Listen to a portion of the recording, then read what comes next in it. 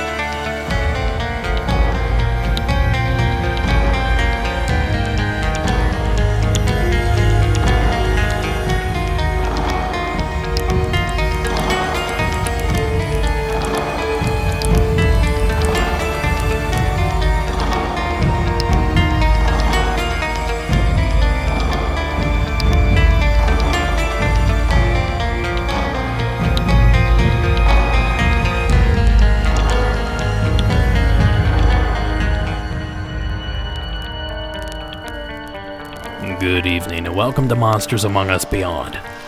I am your guide, Derek Hayes. Well, it's pretty embarrassing, but I feel the need to apologize once again. These Patreon episodes have proven to be very difficult to put together. Not only is free time a factor, but the biggest issue is content. For a few episodes, the amazing guys at Cryptonaut Podcast kept us going with their donated stories. But sadly, that well has practically run dry. So I've been racking my brain trying to figure out a way to produce a show without using calls meant for the main program. And that's when an idea dawned on me. So at least for now, the Beyond episodes will be a little bit different from the main show. Instead of multiple stories about an array of subjects, I'm going to focus on one well-known case. But my spin is that I'm going to get the story straight from the horse's mouth. Whenever possible, I intend on including eyewitness testimony, along with news stories, newspaper articles, and any other media that I can get my hands on to paint an audible picture of the events, straight from the witnesses themselves. So tonight, we launched this little experiment in hopes that it's not only entertaining, but perhaps thought-provoking and educational. Or, at the very least, spooky. So, tonight, I present to you the Bishopville Lizard Man. Nearly 30 years ago today, a 17-year-old Bishopville, South Carolina resident by the name of Christopher Davis was driving home from his place of employment at roughly 2 a.m. when his car blew a tire. Davis pulled his vehicle to the side of the road to swap out his spare, and that is when all hell broke loose. For a detailed blow-by-blow, we look to the following clip, which features then-Sheriff of Lee County, Liston Truesdale, and comes courtesy of Monsters and Mysteries in America. Bishopville, South Carolina. In the summer of 1988, Sheriff Liston Truesdale was investigating cases of property damage and assault by a most unlikely perpetrator. A lizard man, supposedly lurking near Scapore Swamp. Then, 17-year-old Chris Davis came forward to report a terrifying tale. This was July the 14th, 1988. Chris Davis and his dad came in. Sheriff, this is my son Chris. He has a story to tell you. So you had an encounter with this creature. When Chris Davis's father saw this in the newspaper, he put 2 and 2 together and thought, well, maybe this is the creature that attacked my son. I was on my way home from work and... The incident had occurred 2 weeks prior to the cases the sheriff was already investigating. it was some kind of lizard man. I just couldn't believe what the fellow was telling me. This kid was a super good kid, and his parents is very reputable. I tried to get in my car and drive off, but before I know it, the lizard's on top of the car. We asked him, well, why didn't you report this? And he said, because everybody would think he was fooled. Nobody believed it and think he was crazy. On June 30th, 1988, Chris Davis was on the late shift at a fast food burger joint on the edge of town. He finished up around 2 a.m., got into his car, and headed home. He was coming home from work and had a flat tire. And he stopped by a little dirt road to fix his flat tire. That little dirt road was at the Skateboard Swamp, stuck in the middle of nowhere, without a soul for miles. Davis would have to fix the flat or spend the night. And he fixed his flat tire and was placing the tools back in the car.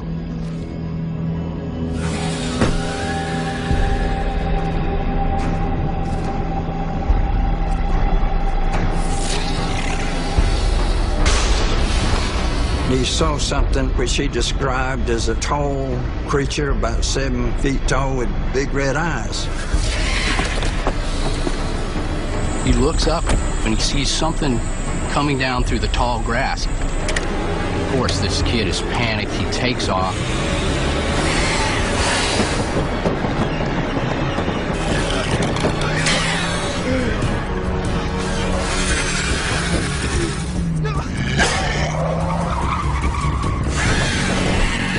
See its hand hanging by the window, and he saw it had 3 fingers. It had long claws that he described having black fingernails.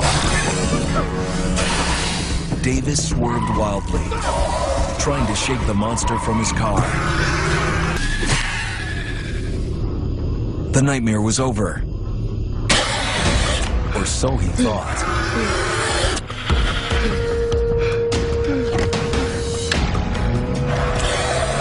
Got up and started chasing him. He estimated that the thing was running at least 35 miles an hour as he sped off, and he could see it in the rear view mirror until it disappeared into the darkness.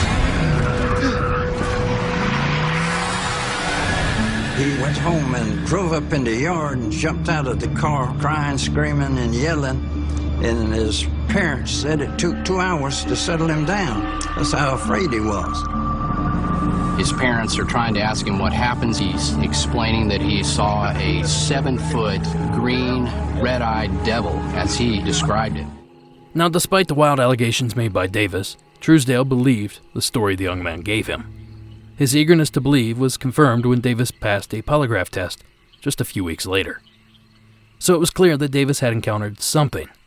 But what was that something? To answer that, we have to look at the history of the creature, which was later dubbed the Bishopville Lizard Man, or the Lizard Man of Skateboard Swamp. Now, unfortunately, there's not much history to speak of. The very first reported sighting of this creature took place in the spring of 1986. For more on that story, let's hear from the man that experienced it, George Plyer. The following segment was pulled from the television show Animal X, which was featured in episode 7. So George, tell us about the creature that you saw in this very swamp about 15 years ago. It had eyes, it was just red, it sparkled like they were on fire. It was standing behind a tree about 36 inches in diameter, and it poked its head out. But before then, I'd had an eerie feeling like I was being watched. I had those features and everything. Was more like a human than any animal I've ever seen. The arms was a little bit longer than normal human being arms, but the legs were long and skinny also, along with the little body. It left a track, a 3-pronged track. About the 3 prongs came out like a chicken foot, with the center toe longer. Do you think you saw the lizard man? It had a body maybe similar to a lizard, except for the head and it didn't have any tail or anything like that, like a lizard. I didn't tell anybody for quite a while because I know what people believe it. I think maybe I'd lost my mind, and I know that I'm truthful and honest, 100%. I'm a Christian. I go to church. I got a college education, 2 years of business college, and I know what I saw. It's in my mind. It's imprinted, and it'll be there when I die. At that time, I didn't know anything about that. It happened at other places nearby. People just didn't talk because they didn't know what it was. Does it frustrate you that people don't believe you? No, I don't care. Like I say, I know what the truth is, and nobody's ever dismayed me or tried to make me believe that I didn't see what I saw. Because I'll never forget it. It's an experience of a lifetime. A little over 2 years later, and Chris Davis will have his sighting. So at this point, Lizard Man Mania has taken over. Radio stations offered $1 million reward. People magazine ran a story about the beast. Dan Rather interviewed Sheriff Truesdale, and Good Morning America even ventured to the swamp for some live coverage. But those weren't the only sightings of the creature. 2 other notable sightings took place mere months before Davis's highly discussed encounter. In October of 1987, George Holloman encountered the creature while taking a drink from a skateboard swamp spring. The following clip was also taken from Animal X, Episode 7. So George, take me through exactly what happened that night. Well, right around about certain time, about dark, good dark. Got on my bicycle, come down and get some water. So I got the water. Then I hold up, looked out, seen something moving. Car flashes around there, it's something tall and dark. It's moving back further back in the swamp. So then what did you do? Well, I didn't hesitate. Hit me this way and I went my way. Hit me in the swamp and I went that way. Did you look back? No, I'm looking back. I'm going forward. I'm looking back. What did you see? Something tall, bridged up about 8 or 9 foot high. Going back into the swamp. So were you pretty shaken up? Pretty shaken. Hair standing up, shaking, sweating, terrified. Do you think what you saw is what people were saying was Lizard Man? That had to be what it was, Lizard Man. And a mere 7 months later, another witness claimed to have encountered the strange creature. This story comes to us via ETV Roadshow and features eyewitness testimony from pilot Frank Mitchell. The morning that I saw what I saw, I was loading the plane right over here, like I always do, and taxied out on the runway here. Started my takeoff roll, and there's a point down here that if you're not off the ground, you better throttle back and stop. After that point, you better hope you fly. That's about where I was at the day that this, whatever it was, crossed the runway in front of me. He turned his head and looked at the plane. He looked at it and turned right back and the thing had a kind of a lope in its walk, and like I said, much taller than you. I would guess 8.5, 9 feet tall. After all this, things seemed to go quiet. A few sightings surfaced from time to time, but none as eventful as those first few. That is, until February 28th of 2008. That's when a car owned by Bob and Dixie Rawson was found ripped apart by something. And sadly, her pet cats also came up missing. The legend blows in with a brisk winter wind, sending chills through neighbors in Lee County. I couldn't believe it. Couldn't believe it. Bob Rawson looks down at the blood on his van, all the claw marks, and check out the hood. He literally bit, and you can feel it underneath where he's bit right straight through here. Who he is a point of renewed debate in these parts, some sure they know the only creature capable of this kind of damage. They say it's the Lizard Man. If it is the Lizard Man, he's back nearly 2 decades after first being spotted near Scape Ore Swamp. No one's ever been able to confirm an account of the 7-foot monster with green skin, 3 toes, and a 3-fingered claw. Lizard with bad attitude. Oh my goodness. In addition to the car damage, the Rawsons noticed that the boxes that their cats usually sleep in were empty, aside from the towels that they sleep on, and these were shredded. They looked at the morning paper, same thing. Whoever did this, the Rawsons, aren't taking any chances. There's one in the chamber. It's .40 caliber. It's not a 9mm. His Glock loaded, Rawson ready to shoot what he feels is most likely a bear. Lee County Sheriff E.J. Melvin says it could be a coyote. But then again, you see all the scratch mark, and the first thing everybody say, they go to Lizard Man, return. Sheriff, the Lizard Man's back. And then, you know, you think it's a joke, but you look at the damage of the vehicle. It's hard to say. That clip comes courtesy of CNN. Now, the Lizard Man is an icon in the city of Bishopville. They have a Lizard Man sandwich, Lizard Man t-shirts, and Lizard Man gift shops. They even hold the annual Lizard Man Festival in June each and every year. It certainly seems that the beast is big business in Bishopville. Lizard Man's been in Bishopville for forever, so we just said, let's do a Lizard Man sandwich and let's call it Home of the Lizard Man. We couldn't really figure out what lizards would taste like, so we just made a chicken Philly. Just said, hey, might as well taste like chicken since everything else does. It attracts people. I probably get at least 2 cars off the interstate every other day asking about the Lizard Man and the story behind it and why we have it in our restaurant and all this stuff. So it's been helpful for me, and I'm going to support him in his reign of terror. Well, the entrepreneurs took advantage of the situation. There's some money to be made. Same thing as what we do here. There's money to be made. We get shirts silkscreen with the Lizard Man and so forth, which we sell. Anytime there's a program about Bigfoot or Lizard Man on television, the next day we get phone calls from around the country because they go on our web page and they see where they can order Lizard Man shirt, butter beans, and so forth. And if I did not do that, I am missing a wonderful economic opportunity. Now, I'm not going to make $1 million off of it, but running a business, every penny counts. We were put on the map by the Lizard Man, and it was exciting. You know, true, not, we not know it, but somebody saw something, okay? We want to have people to have a reason to get off that interstate and come to us. Make things fun here. Bring people here. Have things to make people want to come here. We've got the interstate. Perfect. Money just flying by Bishopville. Let's get it downtown and around and put the money in Bishopville. I'm hoping we can get some signs out about the Lizard Man. It's what I'm hoping. That segment comes to us via the state. Links to all the videos used in this episode can be found in the description of the Patreon post. And as always, I highly suggest you check them all out. Now that we've crashed our way through this course, we've heard the eyewitness encounters and even heard opinions from local law enforcement.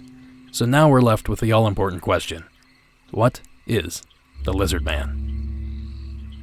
As you all know by now, I like to toss out theories, suggestions as to what otherwise unexplainable creatures, events, and things may be. And these episodes will be no different. When I heard of this encounter for the first time, I was probably 11 or 12 years old. That's when the TV show Sightings did a story on Christopher Davis's encounter. And I'll be honest, the thought of a 7-foot-tall lizard man gave me shivers. But even then, I thought the concept of a creature like that seemed, at best, ludicrous. You see, the biggest issue facing the existence of this monster is the fact that no other humanoid-like reptile exists. At least, not on our planet. And it's physically impossible for lizards and other reptiles to reproduce with humans, or any ape for that matter, leaving us no choice other than to seek out otherworldly, or perhaps multi-dimensional alternatives. Any fan of cryptozoology and the paranormal have no doubt heard of the reptilians, a theorized race of alien being that supposedly fits the description of the Lizard Man to a T. And even I will admit that the descriptions of the two are remarkably similar. But let's focus on mundane, normal explanations. Is it possible that these witnesses were confused by something commonplace? The very first thing I thought of was the American alligator. They do live in swamps, they are found in that region of the country, and they share a lot of the same traits our creature is said to have. But there is one problem. Although if a gator stood on its hind legs, it may be as tall as the reported creature, but there are no reports of them doing so.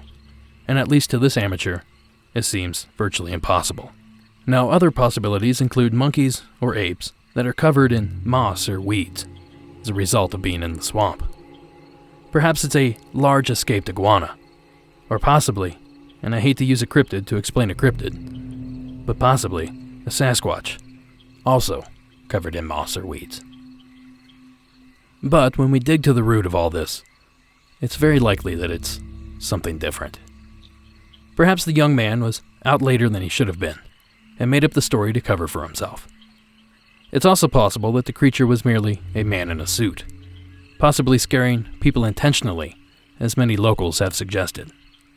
But it's my opinion that something strange did happen to Mr. Davis that night in 1988. But instead of getting to the bottom of what happened, Sheriff Truesdale saw an opportunity to put his tiny town on the map. And rather than solving the mystery, he exploited it. And let's be honest, who can blame him? I fell in love with the story when I first heard it, and I still enjoy hearing about it today. And there is no denying that the town has experienced some success because of this elusive beast. So perhaps one day a specimen will be slapped down on the courthouse steps. But until that day, we will sit back with our Lizard Man burger and sip our Lizard Man beer and do our best not to spill any Lizard Man sauce on our Lizard Man t-shirt and simply smile. Because you never really know. He might just be out there. And that's going to do it for this episode. I'd love to get your feedback on this new format, be it good or bad. After all, you guys are my biggest supporters, and I want nothing but your happiness.